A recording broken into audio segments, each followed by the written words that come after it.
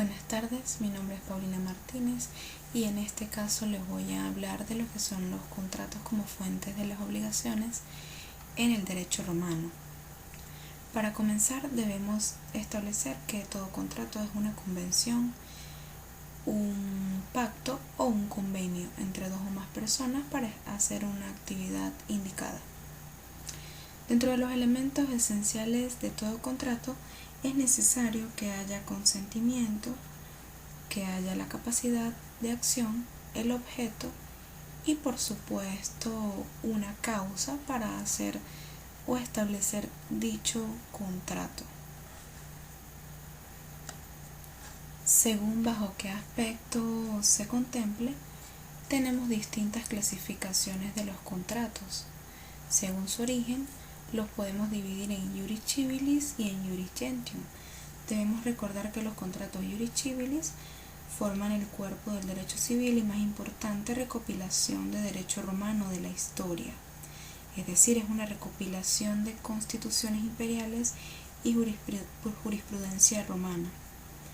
Va desde el 528 con el Codex Repetitae Praelectionis, la Digesta Sive Pandectea en el 534 a.C., las Institutas en el 533 a.C.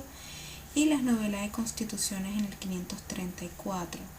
Esta regulaba delitos, normas y penas. Por su parte, el iuris gentium es el derecho privado internacional que regulaba relaciones comerciales entre los ciudadanos romanos y los no ciudadanos o peregrinos. Es decir, regulaba relaciones privadas entre personas de diferentes pueblos. Según el modo de formación, los contratos se dividen en contratos verbis y contratos literis.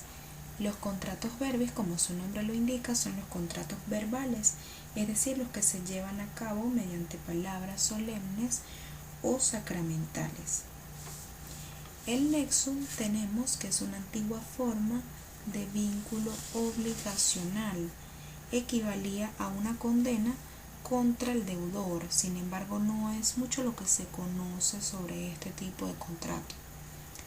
La dictio dotis, por su parte, era un contrato que se estableció para exigir una dote a la mujer o a su padre, es decir, la dote para el marido. Este contrato se establecía en presencia de las partes interesadas.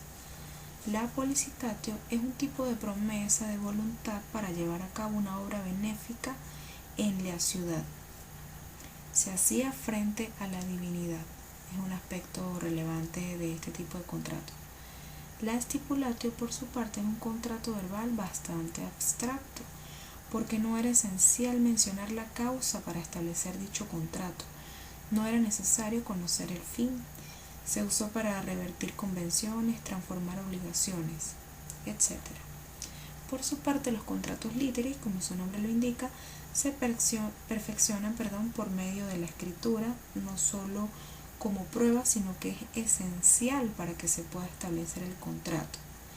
Se cree que se originaron quizás por una práctica de contabilidad de las personas.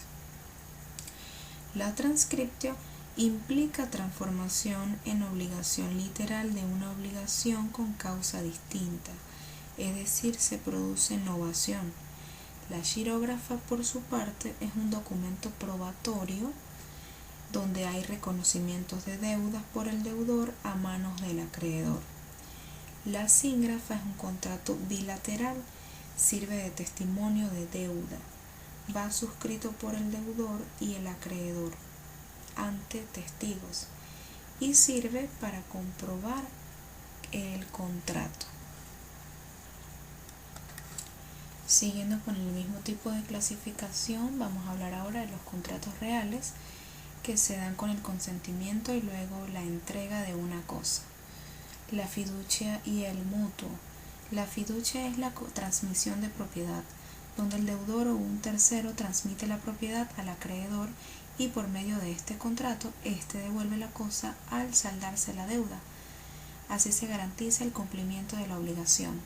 Por su parte, en el mutuo es un contrato que no es formal, sino unilateral. Es un cambio, un préstamo de consumo. Se presta la propiedad de un dinero o cosa y éste queda obligado a devolver cosas del mismo género, en la misma cantidad. Sobre el mutuario queda obligado por lo que es unilateral. Por su parte, el comodato o préstamo de uso es bilateral. El comodante presta al comodatario una cosa que no se puede consumir para que se use y se devuelva. Es un préstamo gratuito. Por su parte, la prenda es el contrato real bilateral donde un deudor entrega al acreedor una cosa propia o de un tercero como garantía de su obligación. La cosa se restituye al cumplir la obligación. El depósito, por su parte, donde la persona llamada depositante confía al depositario una cosa mueble para que se la guarde y luego se la devuelva.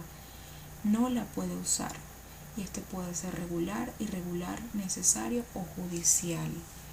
Por otra parte, los contratos solo consensuales quedaban concluidos por el mero cambio de consentimiento de los contratantes sin más formalidades.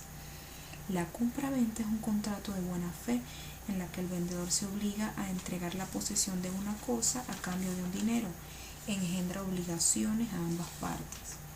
La locación o arrendamiento es un contrato consensual donde una de las partes presta una cosa o servicios o trabajo y recibe pago por ello. Por otra parte, tenemos la sociedad. La sociedad es un contrato de dos personas donde ellas se comprometen a poner ciertas cosas en común para obtener dinero. Y el mandato es donde una persona llamada mandatario cumple gratuitamente el encargo de otra que se llama mandante. Este tipo de contrato es de gran utilidad práctica cuando alguien está impedido. Solo debe haber acuerdo de las partes por palabra o cartas. Es gratuito y se hace sobre hechos meramente lícitos.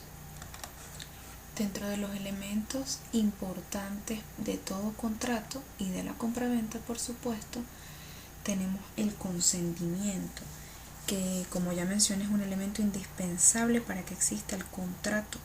Se da cuando las partes están de acuerdo para crear las obligaciones. Requiere entonces de la coincidencia de la voluntad de las partes. Por su lado, el objeto es la prestación en sí. Debe ser posible, lícito y determinado, corporal o no corporal. Y el precio, para la compraventa el precio debía consistir en dinero, debía ser cierto, serio y justo, y la cantidad debía ser determinada. Vamos a hablar ahora de las obligaciones del arrendador dentro del contrato de locación. Dentro de las obligaciones del arrendador tenemos entregar la cosa para goce del arrendatario, las garantías contra los vicios ocultos y la actio conducti que se aplicaba para obligar al arrendador a cumplir las obligaciones. Por su parte, las obligaciones del arrendatario serían pagar el precio de la manera convenida, restituir la cosa al término del contrato y se le aplica la actio locati para exigirle al arrendatario que cumpla. Por su parte, cuando hablamos de sociedad, tenemos de distintas clases, tenemos universales y particulares. Y es importante recalcar que para la disolución de una sociedad es necesario que se llegue al término fijado, también que se presenten obstáculos materiales como pérdidas del fondo social, la muerte, el mutuo disentimiento o la renuncia de un socio. Acá ahora tenemos otras clasificaciones, tenemos los formales, los no formales. Atendiendo a los efectos tenemos los sinalagmáticos y unilaterales. Según los poderes del juez tenemos de derecho estricto y de buena fe. Según su naturaleza tenemos gratuitos y onerosos. Según su calificación tenemos nominados e innominados. Y según la relación de dependencia tenemos principales y accesorios. Esto ha sido todo por hoy. Muchas gracias por su atención. Hasta luego.